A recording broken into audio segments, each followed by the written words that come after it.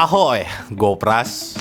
Gue tuh makin kesini makin ngerasa kayak dunia makin absurd. Pasti ada salah satu dari kalian mikir mampir ke Indomaret cuma 5 menit, keluar-keluar udah ada yang prewitin. Ya, terus ya, mundur ya, prit.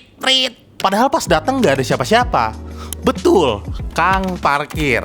Gua nggak mikir mereka salah ya, tapi sistem kayak gini tuh siapa yang atur, siapa yang kasih izin, berapa uang yang mereka dapetin dari parkirin minimarket kayak gini, dan kenapa kok kita ya udah aja gitu terima-terima aja. Di Jakarta jumlah mobil pribadi itu lebih dari 3,8 juta unit, tapi lahan parkir resmi nggak nyampe seperempatnya. Makanya jangan heran yang ngatur malah tukang parkir liar, preman, sampai ormas. Ini bukan usaha receh loh.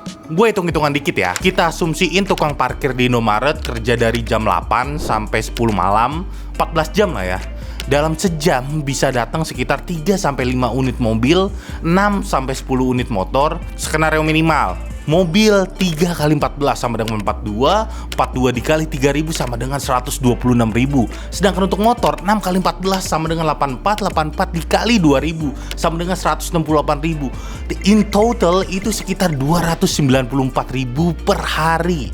Untuk skenario maksimal ya, mobil 5 kali 14 70 kali 5.000 350.000. Motor ada 10 dikali 14 sama dengan 140 kali 3.000 sama dengan 420.000. Total 770.000 per hari. Per bulan di skenario maksimal mereka bisa dapat 23.100.000, setara gaji fresh graduate SCBD.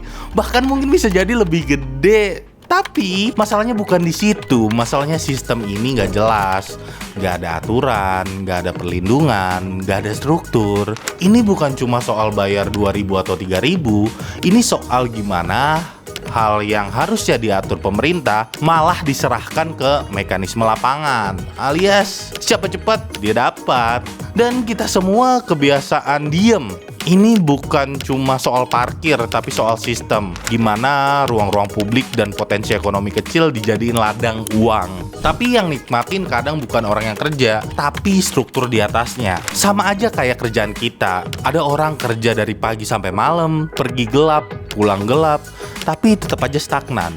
Sementara yang duduk doang, punya koneksi, cuan ngalir kayak air. Semua orang ngomongin meritokrasi, tapi kenyataannya yang kerja keras belum tentu naik kelas.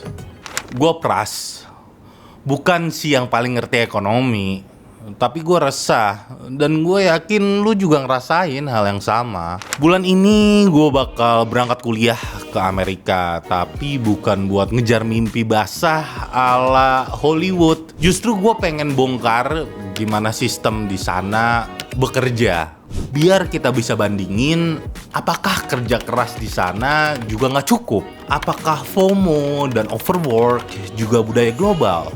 Tapi tenang, konten di sini tuh tetap nyambung kok sama hidup kita di Indo. Karena yang absurd tuh bukan cuma di sini, di sana juga banyak coy. Soalnya dunia makin absurd. Di mana-mana orang nyari healing, nyari second income, tapi tetap burn out.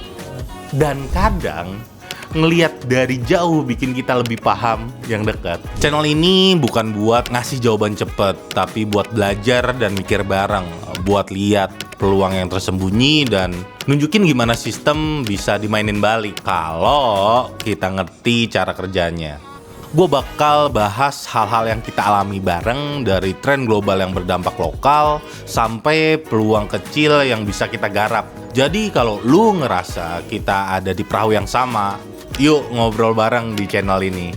Lu gak harus langsung subscribe, tapi kalau ngerasa relate dan ngerasa cocok di sini, klik aja. Tinggalin komen juga, kira-kira isu apa yang bisa kita angkat di channel gue.